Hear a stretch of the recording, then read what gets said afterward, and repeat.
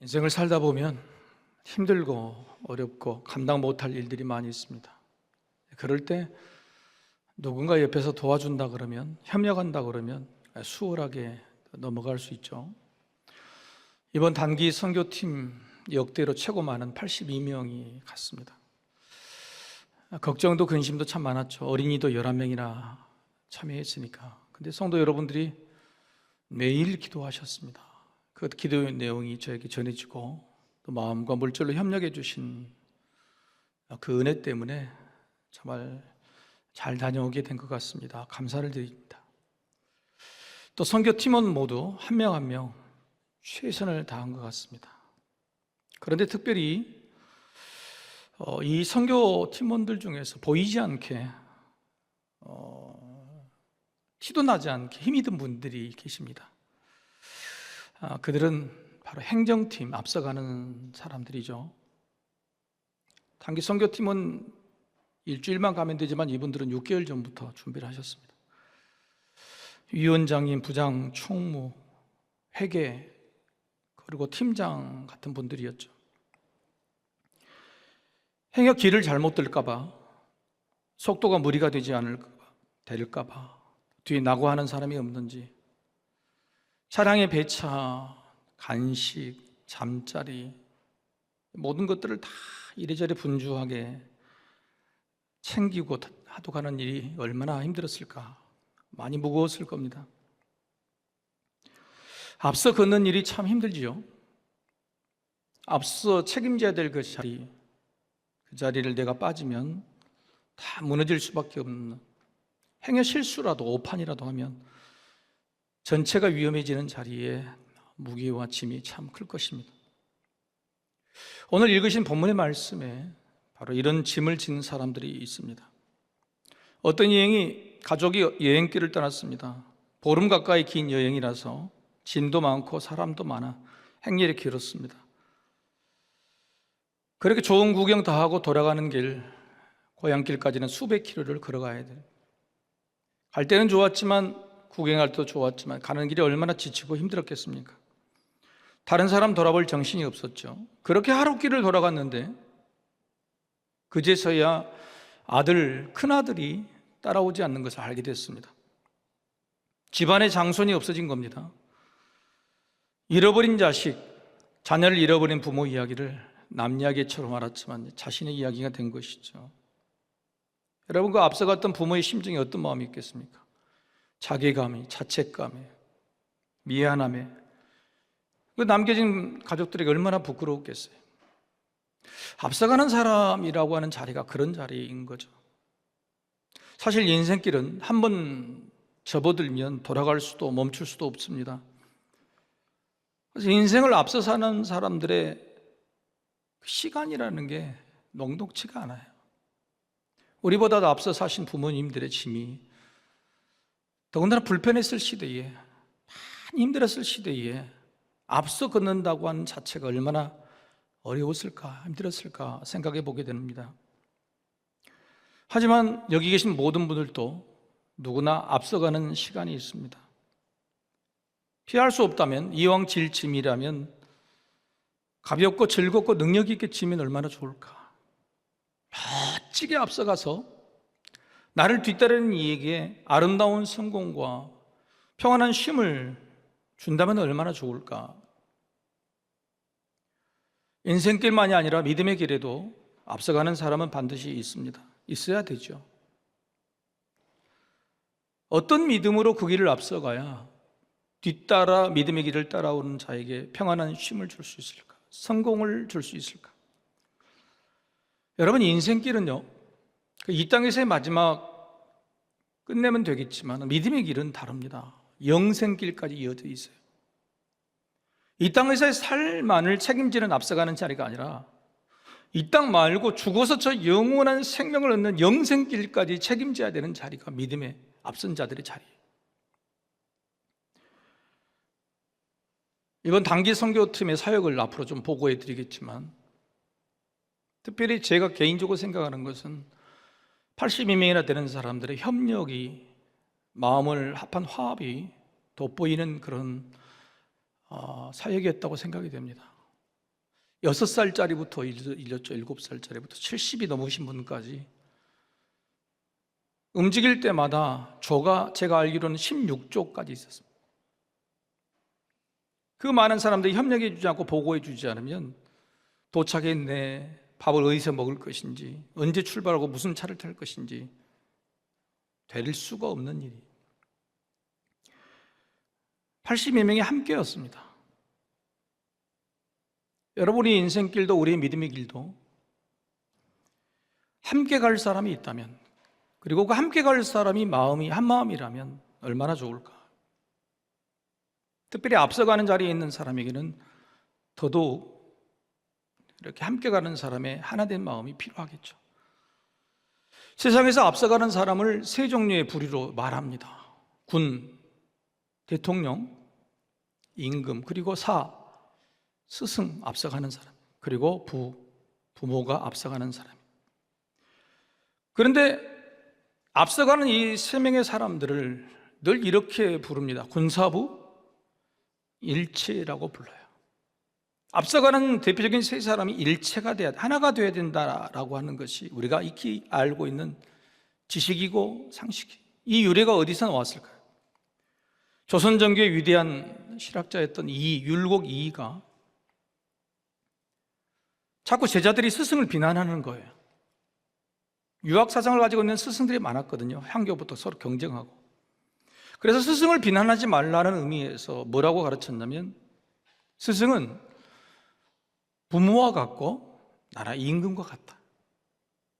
그래서 군사부 일체이니 스승을 비난하지 말라. 뒤따르는 사람, 제자들의 도리라고 알려준 유래가 첫 번째죠. 다른 유래는 중국의 공자가 이런 질문을 받습니다. 임금은 나라를 어떻게 다스려야 됩니까? 라는 질문을 받았어요. 그때 공자의 대답이 뭐냐면은, 임금은 권력을 휘두르는 행사자가 아니라 백성을 가르치는 스승 같은 사람이고, 그리고 백성을 자식처럼 돌보는 부모 같은 사람이다. 그래서 군사부 일체라는 말이 생겼습니다.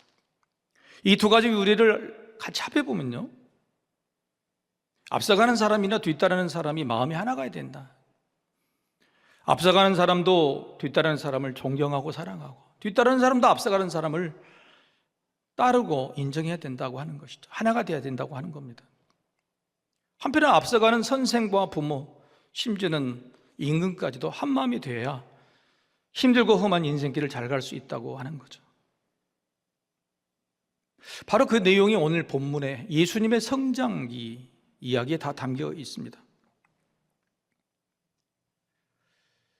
제가 부모로서 자녀를 3명을 양육했는데요, 막내가 26이니까 다 키운 거죠.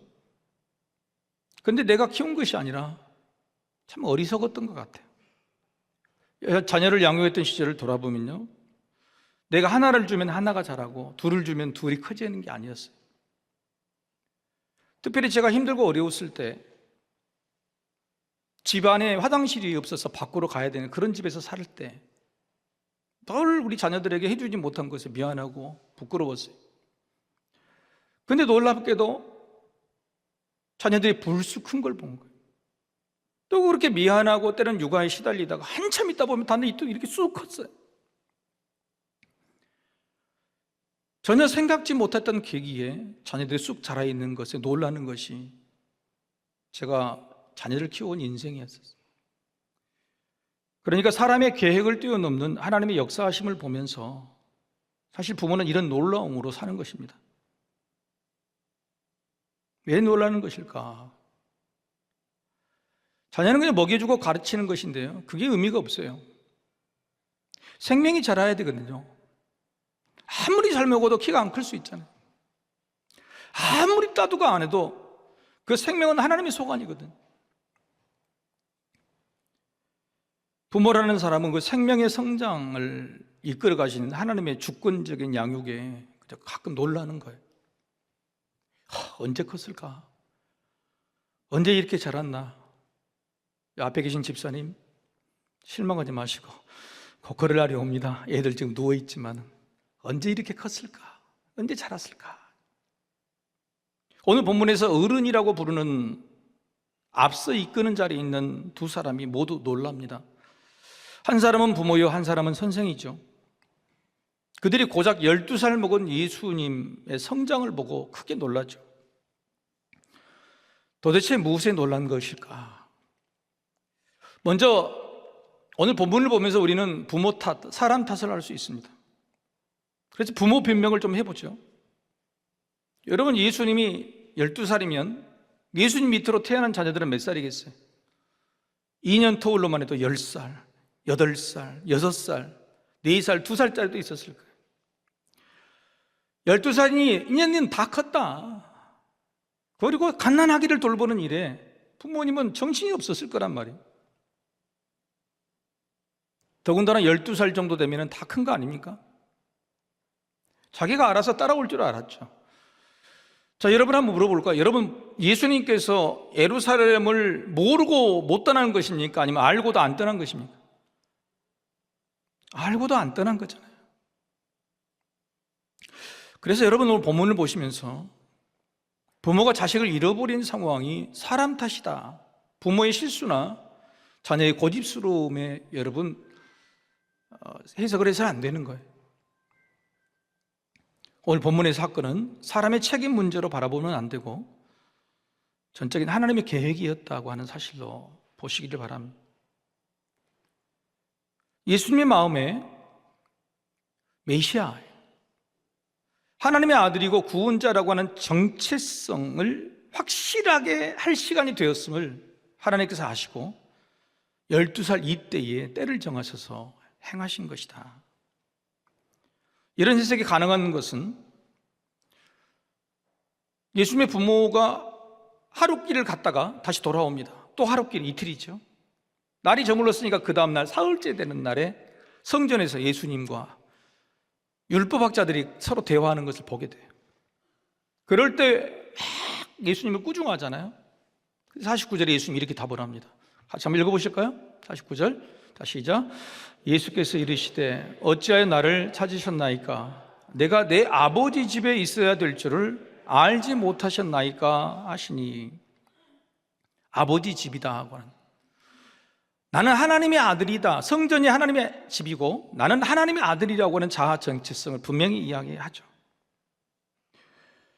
근데 이 예수님의 12살 먹은 예수님의 이야기를 듣고 부모가 이 말을 깨달았는가? 50절에 보면은 깨닫지 못했어요. 그 부모가 그가 하신 말씀을 깨닫지 못하더라. 단지 어머니 마리아만 마음속에 새겨둔 겁니다.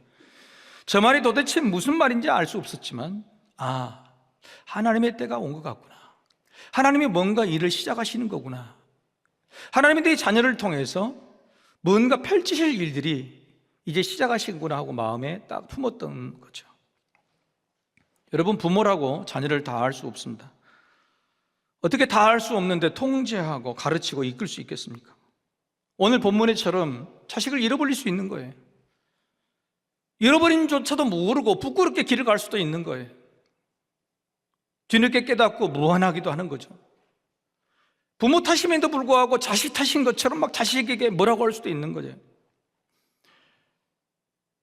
부모가 어떻게 자녀를 키우는 것일까? 자녀를 알 수 있는 것 자체가 말이 안 되는 거예요. 따라서 부모는 오늘 본문에 따르면 이런 겁니다. 부모는 겸손하게 자녀에게 행하실 하나님의 때를 믿고 기다리는 사람. 우리 한번 같이 읽어볼까요? 다시 시작. 부모는 겸손하게 자녀에게 행하실 하나님의 때를 믿고 기다리는 사람입니다. 여러분, 사실 요셉과 마리아는 예수님이 태어나실 때부터 하나님의 아들 메시아라는 사실 알았죠. 그리고 근데 예수님을 그렇게 12년을 키우다 보니까 하나님의 아들이 아니라 누구 아들이 된 거예요? 내 아들이 돼버린 거예요. 처음에 아들을 주실 때의 그 첫 마음을 잃어버린 겁니다. 부모인 우리도 자녀를 주셨을 때 첫 마음을 잃지 않아야 돼요. 여러분, 우리가 자녀를 가졌을 때, 갖기로 했을 때, 아니면 가졌다고 느꼈을 때에 자녀를 키울 양육의 비용들이 다 준비되어 있습니까? 자녀를 향한 인생의 미래들을 다 알고 키웠습니까? 그렇지 않잖아요. 아무것도 없었고 아무 계획도 없었고 그저 하나님이 주셨을 때 감사함으로 받았던 거예요. 오늘 요셉과 마리아는 그 마음, 그 첫 마음을 잃어버린 겁니다. 자기가 막 자녀를 키우는 것처럼. 그래서 실망도 하고 자책도 하고 자녀를 꾸짖기도 하게 된 거죠. 그래서 오늘 본문은 사실 하나님께서 부모와 선생을 가르치고 놀라게 하는 일들을 바로 그런 내용이죠. 특별히 부모를 깨닫게 하시는 도구로 선생을 사용했습니다. 성전의 율법교사죠. 3일째 되는 날 성전에서 성전의 율법교사 유능한 선생들과 자기 아들 예수가 이야기하는 걸 보고 그 상황이 어떻게 기록되냐면 47절에 이렇게 기록되어 있어요. 듣는 자가 다 그 지혜와 대답을 놀랍게 여기더라. 선생님도 놀랐다는 거예요. 12살 먹은 자녀가 이렇게 컸다는 사실을. 그리고 48절 초반절에 보면은 부모가 그 광경을 보고 또 놀라게 됩니다. 따라서 오늘 본문을 통해서 부모와 선생의 역할을 다시 한번 생각할 필요가 있어요. 예수님이라는 독특하고 탁월한 자녀나 학생 때문에 부모와 선생의 역할이 별 의미 없거나 무능해 보이는 게 아니에요. 선생이나 부모는 자녀의 양육에 도움을 주는 사람이지만 그것은 부모가 선생이 양육하는 게 아니고 하나님께서 양육하시는 거예요. 하나님의 양육하심에 도움을 주는 사람일 뿐이에요. 하나님을 믿어야 돼요. 하나님이 우리 자녀를 키워가는 것에 나는 도움을 주는데 어떻게 주느냐? 한번 화면을 보고 같이 한번 읽어봅시다. 시작. 사람의 양육 담당자로 맡겨주신 우리가 선생은 놀라주고 부모는 믿어주는 거예요. 우리 선생님 어때요? 같이 계속 읽어봅시다. 자녀를 가르치고 자라게 하시는 분은 하나님이십니다. 부모와 선생은 성장에 놀라면서 보람을 느끼는 거예요. 여러분, 선생은 놀라주는 거예요. 어떻게 이들을 가르칠까? 숙제를 내놓고 오면 야 이놈의 자식아 그것밖에 못해? 내가 그렇게 가르쳤어? 그게 아니고 조금만 깨달아도 놀라주는 거예요. 조금만 깨달아도 와 해주는 거예요. 그게 선생이에요. 부모는요, 행여 부모의 기대에 미치지 않고 실망에 돌아올지라도 믿어주는 거예요. 끝까지. 하나님이 키워주시고 하나님이 만들어 가신 것을 선생은 그냥 옆에서 놀라주는 거고 부모는 믿어주는 거예요. 부모는 그러면서 선생도 부모도 그러면서 기쁨, 보람을 느끼는 거예요. 막 자기가 해야 되는 것처럼, 자기가 다 가르쳐야 되는 것처럼, 자기가 못 가르쳐서 이렇게 된 것처럼. 여러분, 그러니까 요즘 자녀들 결혼 안 하려고 그러잖아요. 결혼을 해도 일을 안 날려고 그러잖아요. 육아지옥이 육아지옥이라고 말하는 거예요. 하지만 제가 장담합니다. 제가 자식들 제가 키운 적 한 번도 없어요. 지나고 보니 하나님이 키우셨고요. 때때로 하나님이 하시는 일을 보고 너무너무 놀라는 거예요. 그래서 갈수록 하나님이 양육하심을 믿게 되는 거예요. 그저 감사하면서 지나는 시간이었어요. 여러분 한번 따라해 보실까요? 육아 지옥이 아니라 육아 은혜다. 3부 때가 목소리가 제일 작아요. 말도 안 되는 소리 하지 마시라고. 육아의 부담, 지옥에 지금 있는 분. 지나가 보면 압니다. 부모가 키우지 않았다는 사실. 하나님이 불쑥불쑥 키워주시고 그때 놀랄 때마다 하나님 은혜에 감사할 수밖에 없었다는 사실. 오늘 본문에 예수님의 부모가 그랬던 거예요. 시간의 마디마디마다 놀라는 일, 그래서 감사하고 더 기대가 커지는 일, 그게 양육이요. 매일 확인할 수 있으면 좋겠지만 사람의 둔감함으로 그렇지 못한 것이 아쉽지만 오히려 그렇게 몰랐다가 갑자기 훌쩍 커버린 것을 불쑥 알게 되는 놀라움, 그것 때문에 기쁨이 커졌던 것이 양육의 열매와 보람을 느끼는 거예요. 이번에 어린이 11명이 갔다고 그랬잖아요. 어떤 집사님하고 마지막에 이야기를 나누는데 자기 아들을 데리고 왔는데 아들이 이틀 만에 못 얻었다고 삐져가지고 와버렸대. 여름 성경학교를 하는데 아침부터 저녁까지 너무 힘들게 한다는 거예요. 그래서 아버지가 앉혀놓고 야, 네가 오자 그랬지 아빠가 가자 그랬냐? 분명히 지가 오자 그랬다는 거예요. 네가 오자 그랬으면 책임을 져야지. 다음부터는 없어. 딱 그랬더니 얘가 돌아가서 마지막 때까지 5일 동안 너무 열심히 자라겠다는 거예요. 그리고 마지막에 그 집사님이 저에게 와서, 목사님, 제 아들이 너무너무 커버렸어요. 네 말에 책임질 수 있어야 된다는 그 말 한마디에 이틀 만에 포기할 줄 알았더니 마지막까지 너무너무 잘하고 행복해하고 내내 또 온대요. 여러분, 하나님이 키우신 거예요. 이번에 열한목에 6살부터 고등학교 1학년까지 얼마나 커버렸는지 몰라요. 얼마나 당당하고 책임성이 있는지 몰라요. 인도네시아를 어떻게 보내? 무섭고 힘들고. 그렇게 해서 보내지 못한 사람은요, 하나님께서 내 자식을 키워준 그 은혜, 쑥 커버리게 만든 그 은혜를 거절하는 거예요. 그걸 자식에서 빼앗아 버린 거예요. 내 부모로서는 못 보내. 내가 책임져야 되니까. 큰일 났네. 내년에 이제 많이 보낸다고 난리가 난 거예요. 하나님은 본문에서 자녀의 성장, 예수님의 성숙함을 전혀 몰랐던 부모와 선생에게 깨닫는 기쁨을 주셨어요. 그리고 뭐라고 하냐면 함께 알고 함께 기뻐하자고 하시는 거예요. 자, 그렇다면 예수님은 구체적으로 어떻게 성장하셨을까요? 예수님의 성장기, 공생의 30살 때까지의 기록이 많지 않습니다. 예수님이 태어나시고 할례를 8일 만에 받았는데 그 기록은 자세히 있지만 할례 받은 지 8일 이후로 오늘 본문에 12살 될 때까지 기록은 전혀 없습니다.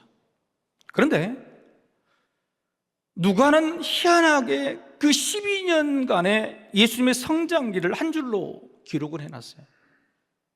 유년기 예수님의 성장 과정이 뭐였느냐? 40절이죠. 우리 말씀을 2개 볼 텐데 좀 자세하게 보셨으면 좋겠어요. 40절 같이 한번 읽어봅시다. 자, 시작.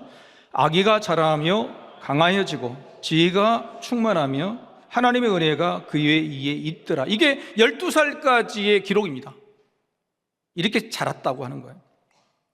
그리고 12살부터 오늘 본문의 사건이 12살에 있었죠. 그리고 이후로 30살 공생이 될 때까지 18년 동안의 예수님의 성장기가 없습니다. 청소년기와 청년기가 없는 거죠. 그런데 그것도 오늘 본문 누가가 18년의 기록을 이렇게 정리해 놔요. 자, 52절 같이 한번 읽어볼까요? 자, 시작. 예수는 지혜와 키가 자라가며 하나님과 사람에게 더욱 사랑스러워 가시더라. 누가는요 12년 동안의 기록을 한 줄로, 18년 동안의 기록을 또 한 줄로 예수님의 모든 성장기를 단 2줄의 말씀으로 일부러 정리해 놓은 겁니다. 그리고 유년기와 청소년기의 성장기의 공통점이 뭔지, 차이점이 뭔지 일부러 알려주고 있어요.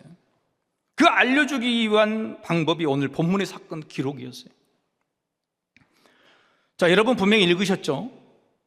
자, 유년기 40절 말씀과 청소년기 청년기 52절 말씀의 공통점이 뭘까요? 정확히 말씀해 보세요. 뭐예요? 하나님이 키우셨다는 거예요. 하나님이 함께 하셨다. 유년기까지는 하나님의 뭐가 있었습니까? 은혜가 있었고요, 청소년기와 청년기는 하나님의 사랑이 있었어요. 여러분 12살까지는 은혜만 필요해요. 사실은 막 쏟아 부어주는 겁니다. 자격도 없이 그냥 은혜로 키워주는 거예요. 여러분 12살까지 초등학교 들어가고 초등학교 6학년 때까지 하나님의 은혜로 우리에게 부어주신 은혜로 키워짐을 믿으시길 바랍니다. 그리고 청소년기 청년기는 뭐냐면 하나님의 깊은 사랑이에요. 하나님의 계획하신 사랑들이 펼쳐지는 겁니다. 결국은 예수님의 공생의 유년기와 청소년기의 공통점은 하나님이 함께 하셨다는 게 공통점입니다. 차이점이 뭘까요? 유년기와 청소년기의 차이점은 뭐냐? 그것은 하나님과 부모와 함께 하는 건 맞는데 오늘 본문의 사건 이후로는 사람이 등장합니다. 그래서 하나님과 사람에게 사랑스러워지시더라. 그 말은 오늘 본문의 사건이 뭘 강조한 사건이에요? 예수님이 하나님의 은혜로 부모의 품 안에서 자랐다가 이제 세상을 만나게 됐다, 사람을 만나게 됐다. 바로 그 역사적인 변혁점을 만들어준 거예요. 여러분 12살이면 충분해요. 12살에 부모의 품에서 하나님의 계획은 뭐냐면 세상으로 사람들을 만나는 계획으로 그렇게 만들어 가시는 거예요. 그런데 우리는 결혼해도 30이 돼도 40이 돼도 내 품 안에 있는 자식이에요.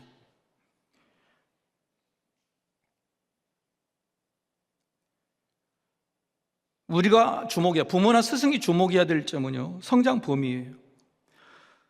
부모와 하나님만이 아니라 사람이라는 범위까지 염두에 두는 성장이에요.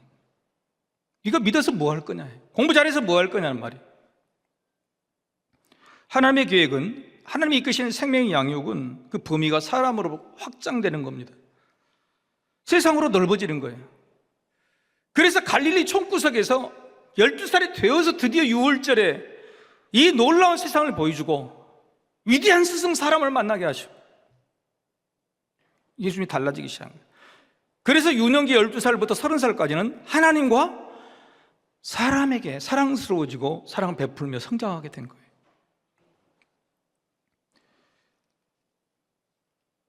그렇다면 우리는 어떻습니까? 부모인 우리, 선생인 우리는 하나님의 양육 범위, 양육 목표와 같은 곳을 바라보고 있을까요? 여러분, 자녀가 어디까지 성장하기를 바라십니까? 사람의 양육은 어떤 점까지 성숙해야 되는지 예수님의 영적 성장 대전환의 계기를 통해서 우리에게 알려주시는 겁니다. 부모와의 관계, 하나님과의 관계를 넘어서 세상 사람에게까지도 사랑스러워지는 관계로, 만나는 다른 사람들에게까지도 사랑을 끼치는 관계로 그 범위가 넓어져야 성장이고 성숙이 되는 거예요. 세상에 내보내는 걸 두려워하지 마세요. 저는 이번에 단기 선교를 통해서 분명하게 깨달았어요. 이 11명의 자녀들이 일당 100, 일당 1000이 될 것을 알았어요. 여름 성경학교를 하는데 인도네시아 100명, 200명이 이들하고 함께해요. 꿀리지 않아요. 지치지 않습니다. 7일, 8일째가 되면 모든 어른들은 지치고 힘드는데요, 얘들은 잤다가 다시 일어나요. 교회 본당의 무대에 세워놨더니 얼마나 찬양과 율동을 열심히 하는지. 우리가 생각한 것보다 훨씬 잘 자랍니다. 왜요? 우리가 키우는 것이 아니라 누가 키워요? 하나님이 키워주시기 때문에 그래요.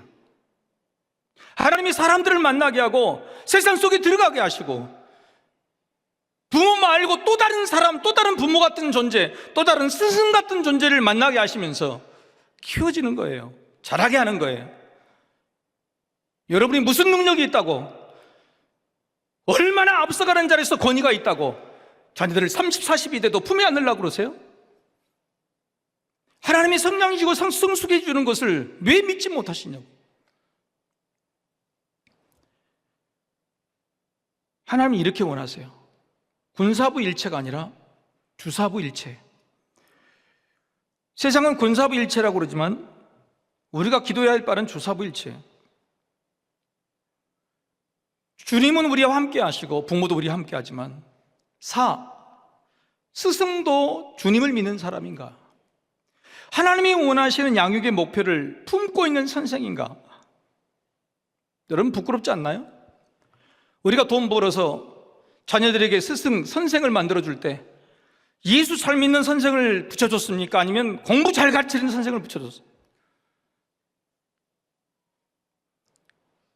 주사부일체, 주님을 믿는 스승을 위대하고 생기는 게 아니라 어떻게 보면 공부 잘 가르치고 기술 잘 가르치고 성공할 수 있는 스승 붙여주는데 혼신을 기로 다했잖아요.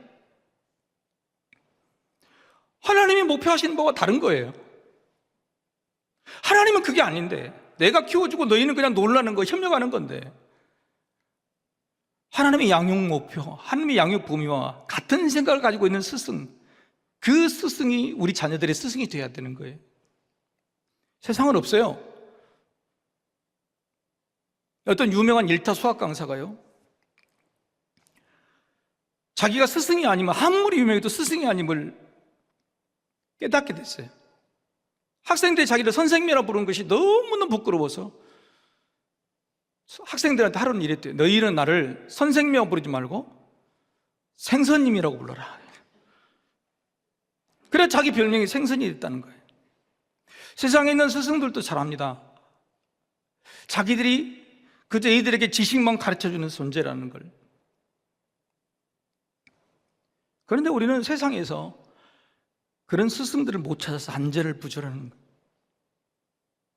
주님과 같은 마음, 주님이 양육해 주시는 그 마음을 같이 품는 그런 스승을 찾는 것이 중요한 건데, 오늘 본문에서 선생 율법교사요, 최고의 성질을 가르치는 율법교사가 하나님과 한 마음이었을까요? 여러분, 이들을 하나님 믿는 흉내만 냈지 한 마음이 아니었어요. 예수님이 마지막 부모를 만나서 한 말이 있어요. 성전인 여기가 내 아버지 집이라고. 12살 먹은 놈이 성전을 자기 아버지, 하나님, 내 아버지 집이라고 말하는 것에 여러분, 이 율법교사들이 주목했다 그러면 여러분, 율법교사들이 뭘 해야 되는 겁니까? 저 같으면 성전 영지학교에 집어넣어야 돼요. 이렇게 믿음이 좋냐? 더군다나 만약에 이 예수님의 이야기를 주목해서 들었다면, 여러분 30살 될 때에 예수님이 성인이 돼서 다시 왔을 때 이 율법교사들은 알아봤지 않겠어요? 그때 그 아이구나. 하나님과 마음이 합해지지 않는 율법교사들은 지식에 놀랄 뿐이지 저들을 가르칠 수 있는 스승이 아니었던 거예요. 만약 이들이 정말로 하나님과 같은 마음의 스승이었다면 아마 하나님은 이 자리에 머물게 하셨을 겁니다. 12살부터 마치 사무엘처럼 성전에 머물게 하셨을 거예요. 아니었어요. 믿는 부모의 기도는요, 자녀가 잘 믿는 선생을 만나는, 그것이 유일한 기도가 돼야 돼요. 주님과 같은 마음, 부모와 같은 마음, 그걸 가지는 주사부일체, 그게 기도가 돼야 돼요. 최근 저는요, 어떤 집사님으로부터 너무 놀랄 만한 선물을 받았어요. 부끄러운 과거였지만 제 자녀들 아주 어렸을 때 사진은 있습니다. 근데 제가 힘들고 나서 초등학생, 중학생, 고등학교 때 사진은 거의 없어요. 거의 한 장도 없어요. 근데 저희 자녀들이 초등학교, 중학교 때 교회학교 선생님이신 한 집사님이 저에게 사진을 보내주셨어요. 목사님, 그때 내가 교사로서 찍은 사진이 얼마나 많으면 자료가 1테라 되건데 매주일 찾아가지고 한 장씩 두 장씩 보내줘요 지금. 여러분, 그 사진 중에 여러분이 알고 있는 사람도 있을 겁니다. 그 사진을 한번 소개 올리겠습니다. 한번 보시죠.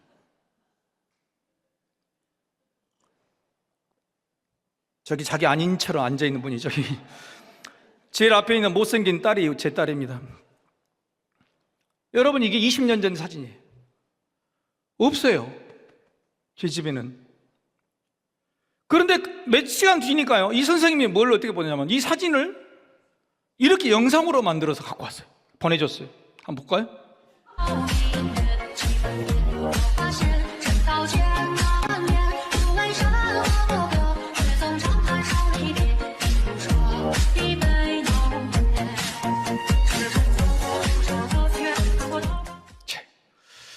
제가 얼마나 눈물을 많이 흘렸는지 몰라요. 컴퓨터 프로그램을 이렇게 만들었지만 20년 동안 저한테는 사진도 없었고 죽어버렸던 그 시간을 자녀들 이렇게 춤추게 만들어서 깨워줬어요. 아, 하나님이 잘하게 하셨구나. 나는 부모로서 해준 게 별로 없는데 그냥 교회 있다가 교회 학교 선생님한테 맞게 던져놨더니 이렇게 키워줬고 20년 만에 다시 그걸 기억나게 했고 춤추게 만들어줬구나. 너무너무 감사했어요. 주사부 일체가 돼야 됩니다. 주님과 같은 마음을 가진 부모, 주님과 같은 마음을 가진 선생이 필요한데 지금 이 세상에는 그런 스승이, 선생이 있을까요? 유일하게 있다면 교회 학교 선생님이세요.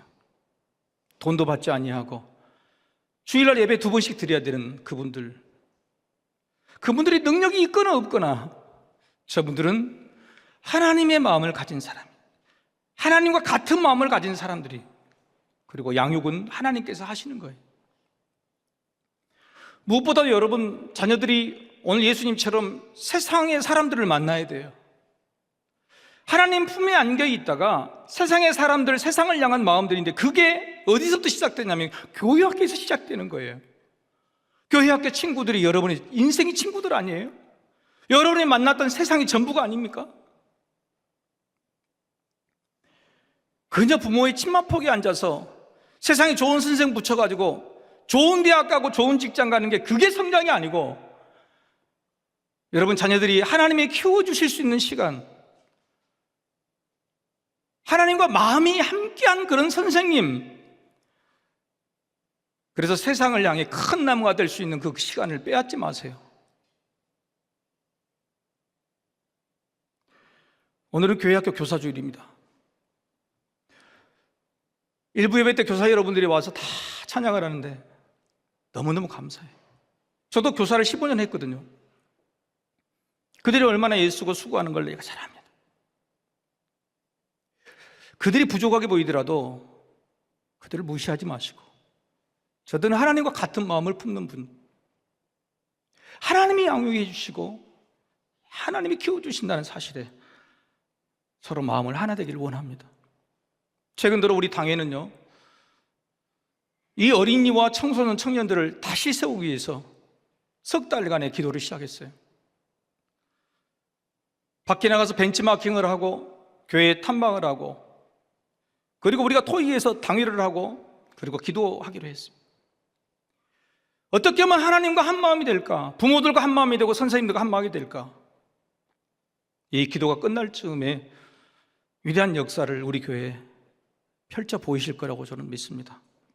한 마음, 군사부 일체가 아니라 주사부 일체로 다음 세대 생명들, 우리 자녀들을 살릴 수 있기를 소망합니다. 어린이가 춤추고 청소년이 노래하고 청년들이 앞서 달리는 교회, 우리 교회가 그 꿈을 품고 모두 함께 달려가길 바라며 반드시 그렇게 될 줄로 믿습니다.